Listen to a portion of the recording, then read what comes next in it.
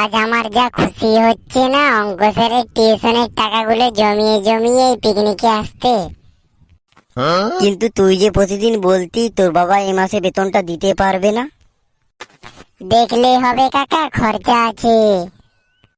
বেতনগুলো যদি প্রতি মাসে দিয়ে দিই তাহলে আমার মোবাইলে রিচার্জ, আমার মোটর সাইকেলের তেল, আমার হাত খরচ, আমার বেড়ানো ঘোরার টাকাগুলো আসবে কোথা থেকে?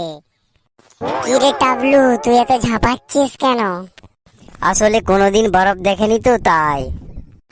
বরফ তো প্রতিদিনই দেখি টিভিতে, কিন্তু কোনোদিন টুম্পাকে বরফে দেখিনি তো তাই। কিরে টুম্পা, তুই কিছু বলছিস না কেন? তোর কি এই বরফ একদম ভালো লাগছে না, নাকি তোর ঠান্ডা লেগে গেছে? কোথাটাই আমি তুষার মানব তৈরি করে সেলফি তুলবো সেটাই দেখছিলাম। এই সবাই চুপ চুপ চুপ, একদম চুপ হয়ে যাও। স্যার আসছে, স্যার আসছে। তোর চোখে মনে হয় বরফ পড়ে গেছে, ভালো করে দেখ। শুধু অঙ্ক স্যারই নয়, সঙ্গে ইংরেজি ম্যাডামও আছে। Good morning sir. খুব ঠান্ডা ঠান্ডা গুড মর্নিং স্যার। দিদিমণি দিদিমণি, আপনাকে না এই চশমাটায় দারুণ দেখাচ্ছে। ঠিক আছে ঠিক আছে, এই ঠান্ডায় আর আমার মাথা গরম করিস না কিন্তু তোরা। আজ মজা কর, চারিদিকে ঘোরাঘুরি কর, আর সাবধানে থাকবিস কিন্তু। স্যার আমার না বরফ দেখে খুব আইসক্রিম খেতে ইচ্ছে করছে। আরে বাবা, এই তো বড় মুশকিলে পড়া গেল রে বাবা। এখানে আবার আইসক্রিমের দোকান কোথা থেকে পাওয়া যাবে? আমার মাথায় স্যার একটা দারুণ বুদ্ধি এসেছে। একটা গ্লাসে করে কিছুটা বরফ তুলে নিয়ে গিয়ে রেখে দিলেই তো আইসক্রিম হয়ে যায়, তাই না বল্টু? এখানে কি স্যার কোনো জলের ব্যবস্থা নেই? আমাদের কি কয়েকটা দিন আইসক্রিম খেয়েই চালাতে হবে? জল খাওয়াটা তো নাই, সমস্যাটা মিটে যাবে, কিন্তু স্যার আমরা এখানে টয়লেট যাব কিভাবে? স্যার আমাকে মা বলেছে যদি ঠান্ডা লেগে বাড়ি ফিরি তবে কিন্তু বাড়ি ঢুকতে দেবে না আমাকে। তোদের কোনো চিন্তা নাই রে, তোদের আমি বরফ গলিয়ে আগুনে দিয়ে গরম জল করে খাওয়াবো। স্যার আপনাকে অনেক ধন্যবাদ, আপনি এই চড়া গরমে আমাদের বরফের দেশে ঘুরতে নিয়ে এসেছেন। কিন্তু স্যার আপনি কিন্তু এবছর চাঁদাটা একটু বেশি করে ফেলেছেন। আমাকে কিন্তু অনেক টাকা আমার বন্ধু বান্ধবদের কাছ থেকে ধার নিতে হয়েছে স্যার। স্যার আমি না যাওয়ার সময় এখান থেকে অনেক বরফ নিয়ে যাব, 5-6 মাস আমি বাড়িতে আইসক্রিম বানিয়ে খাবো ওই বরফ দিয়ে। কিন্তু তোরা কিন্তু আমার মনটা খুশিতে আছে, আমার মাথাটা খারাপ করিস না, তাহলে কিন্তু এই বরফের মধ্যে থেকে লাঠি খুঁজে তোদের পেছনে বেত ভাঙবো। আচ্ছা বাবা হাবলু, তুমি পায়ে কোনো কিছু জুতো পরনি কেন? তোমার পরনেও কোনো শীতের পোশাক নেই কেন? তোমাকে কি ঠান্ডা লাগে না? না দিদিমণি, আমার একদমই ঠান্ডা লাগছে না, কারণ আমার বাড়িতে আমি প্রতিদিন বাঘের দুধ দিয়ে সকাল বেলায় রুটি খাই, সেই জন্য আমার একদম ঠান্ডা লাগে না। তুই হাঁদা, একদম হাঁদায় রয়ে গেলি। গরুকে বাঘের নাম দিলে কখনো গরুর দুধ বাঘের দুধ হয়ে যায় না রে বাক্কা। দিদিমণি দিদিমণি, শীতকালে আমি খেজুরের গুড় দিয়ে পিঠে খেতে খুব ভালোবাসি, আপনি আমাদের জন্য পিঠে বানিয়ে দিবেন? ঘুরতে এসে আমার তোমাদের জন্য পিঠে বানানোর কিন্তু সময় নেই বাবা, আমি আগে থেকেই বলে রাখলাম। বলছি ভাই, ঘুরতে এসে কি তোর পিঠের কথা মনে পড়লো? ঘুরতে এসে চারিদিকে ঘুরে মজা করবি নাকি তুই এখন পিঠে বানাবি বল? থাক পেলা, তোর আর শখ পূরণ হলো না। তুই না হয় বাড়ি গিয়ে তোর মাকে বলে পিঠে বানিয়ে খাস। স্যার স্যার বাবা জিজ্ঞাসা করছিল স্যার স্কুলে পড়িয়ে আপনি মাসে কত টাকা মাইনে পান? যথেষ্ট মাইনে পায়, তা দিয়ে আমার সংসার আরামে চলে যায়, কিন্তু তোর বাবার এসব জেনে কি হবে? না স্যার, বাবা ওই জন্য বলছিল যে টিউশনের বেতন আর ঘোরাফেরা চাঁদাগুলো একটু কম করলে কি হতো না?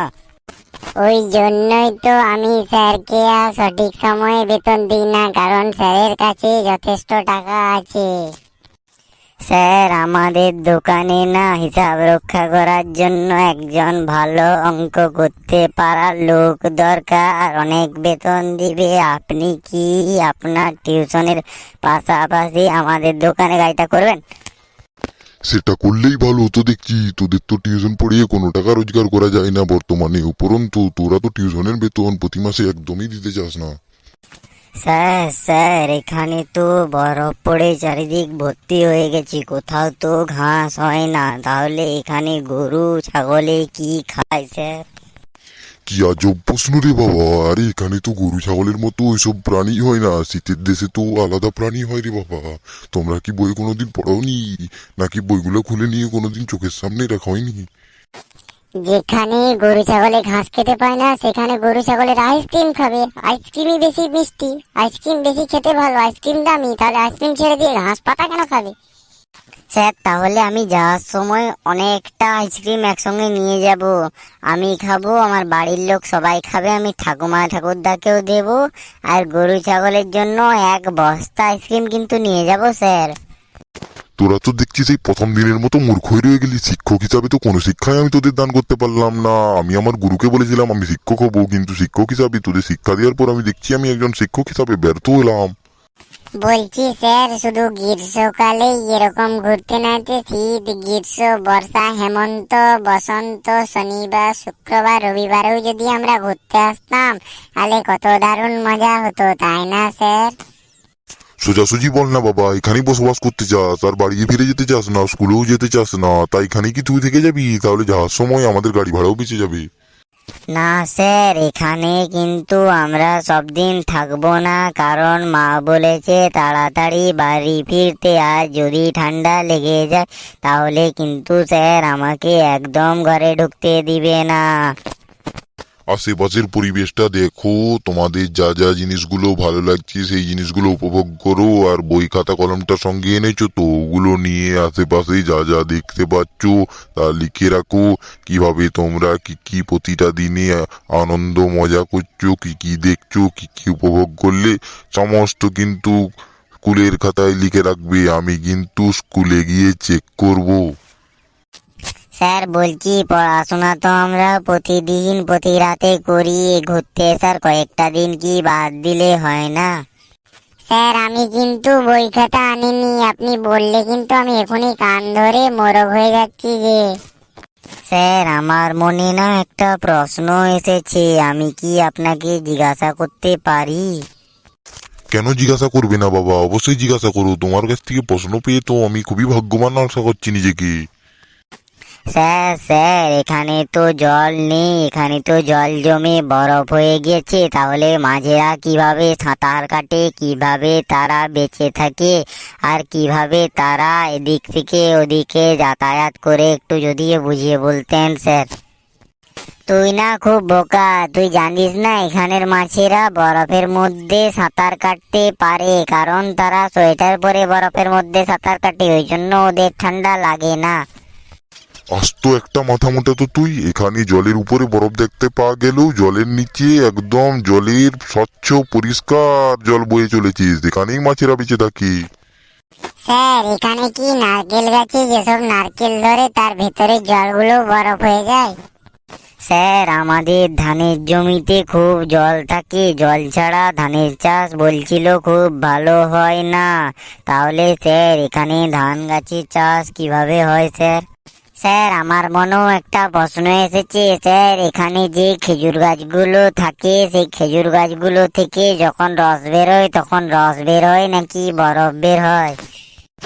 তোমরা সবকিছু প্রশ্ন যুক্তিহীন করছো। তোমরা যে সমস্ত প্রশ্নগুলো করছো সেই সমস্ত বিষয়ের সঙ্গে শীতের দেশের কোনো সাদৃশ্য নেই রে বাবা। এসব বাজে বাজে প্রশ্ন বন্ধ করো বাবা। তোমরা তাড়াতাড়ি তোমাদের মতো করে উপভোগ করো। সন্ধ্যের ঘনিয়ে আসলো, এবার চলো ঘরের দিকে ফিরে চলো। খুব শীত আসবে, ঘরে আগুন জ্বালিয়ে তোমাদের বসিয়ে গল্প করব। এই কয়েকটা দিন স্কুল ছুটি, আমরা খুব মজা করব। তারপর আবার স্কুলে গিয়ে তোমরা তোমাদের মতো করে পড়াশোনা শুরু করবে। আবার তো স্কুল গেলে কান ধরে বই নিয়ে ক্লাসের বাইরে দাঁড়াতে হবে। আমি তো ভুলেই গেছি আমার ক্লাস কোনটা ছিল আর আমি কোন ক্লাসে, রোল নাম্বার কত ছিল। আমি এবার ভাবছি স্কুলে গিয়ে খোঁজাখুঁজি শুরু করব। স্যার স্যার, আপনি ছুটিতে আমাদের যে সমস্ত পড়াগুলো অঙ্কগুলো দিয়েছেন ওগুলো কিন্তু আমি ঘুরতে আসার আগেই করে নিয়েছি। আমি কিন্তু গিয়েই আপনাকে জমা করে দেব, আপনি কিন্তু ওগুলো একটু দেখে আমাকে আরো পড়া দিবেন স্যার। এসো বাবা, বুকে এসো। তুমি এভাবেই পড়াশোনা করতে থাকো, তুমি দেখবে তুমি একদিন ভবিষ্যৎ প্রজন্মের বিদ্যাসাগর অবশ্যই হয়ে উঠবে। আর এই যে মূর্খবাজির দল, তোরাও একটু ওর মতো পড়াশোনায় মন দে।